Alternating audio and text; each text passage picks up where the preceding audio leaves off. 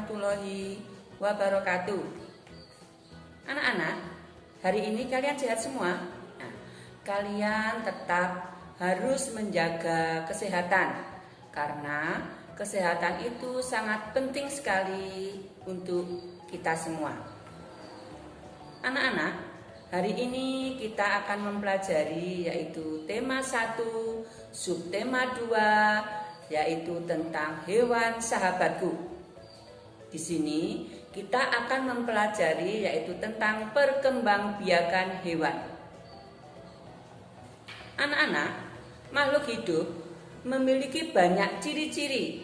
Salah satunya adalah berkembang biak. Apa itu tujuan dari berkembang biak? Berkembang biak tujuannya adalah mempertahankan jenisnya agar tidak punah. Anak-anak, perkembangbiakan pada hewan itu ada 2. Secara generatif, yaitu melalui proses perkawinan, dan yang kedua secara vegetatif, yaitu tanpa melalui proses perkawinan. Di sini ibu akan membahas yaitu perkembangbiakan hewan secara kawin atau yang disebut dengan generatif.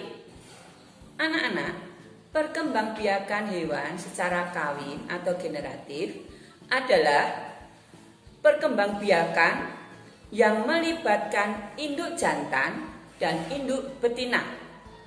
Generatif adalah perkembangbiakan yang melalui proses pembuahan atau yang disebut fertilisasi. Apa itu anak-anak fertilisasi atau pembuahan?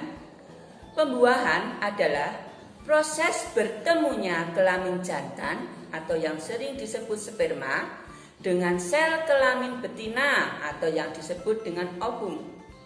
Sel telur ini yang telah dibuai disebut zigot. Anak-anak, pada perkembangan tersebut dihasilkan embrio, yaitu calon anak yang tumbuh di dalam telur bercangkang atau rahim induknya.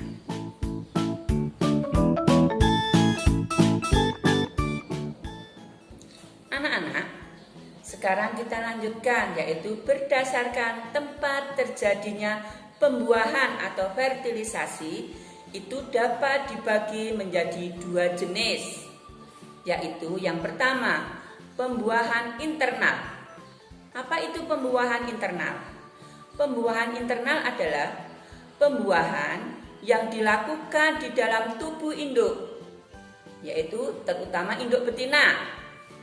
Contohnya pada hewan ini adalah kucing, kambing, anjing, dan kelinci. Sekarang yang kedua yaitu pembuahan eksternal.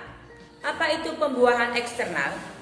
Pembuahan eksternal adalah pembuahan yang dilakukan di luar induk, misalnya pada jenis katak dan ikan. Berdasarkan perkembangan embrio, perkembangbiakan hewan atau generatif dibedakan menjadi 3. Yang pertama, ovipar atau bertelur. Yang kedua, vivipar, melahirkan. Dan yang ketiga, ovovivipar, yaitu bertelur, melahirkan.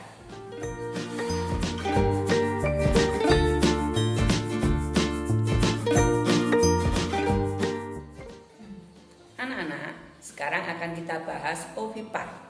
Apa itu ovipar? Ovipar adalah perkembangbiakan hewan dengan cara bertelur. Ciri-ciri hewan berkembangbiak dengan cara ovipar adalah 1. Tidak memiliki daun telinga. Yang kedua, memiliki kelenjar susu. Dan yang ketiga, embrio berkembang di dalam telur yang dibungkus oleh cangkang keras.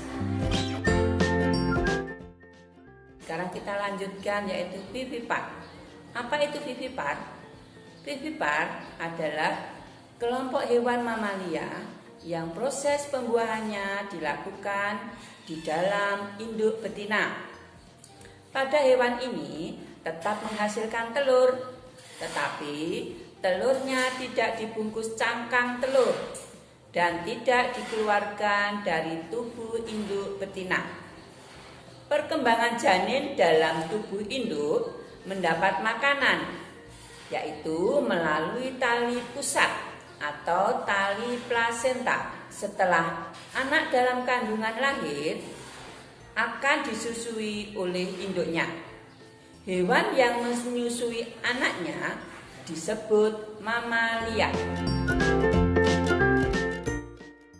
Contoh mamalia yang hidupnya di darat ada sapi, kuda, gajah, dan kucing. Sekarang mamalia yang hidupnya di air, contohnya paus, lumba-lumba, dugong, dan pesut. Sedangkan mamalia yang terbang, contohnya kelelawar. Ciri-ciri hewan mamalia atau melahirkan: 1. Memiliki rahim atau uterus. Yang kedua, memiliki kelenjar susu. Yang ketiga, memiliki daun telinga. Yang keempat, rambut sebagai penutup tubuh. Yang terakhir yaitu ovovivipar. Apa itu ovovivipar? Yaitu hewan yang berkembang biak dengan bertelur melahirkan. Contoh hewan yang berkembang biak dengan ovovivipar, contohnya kadal, ular boa. Ciri-ciri ovovivipar: 1. Tidak menyusui.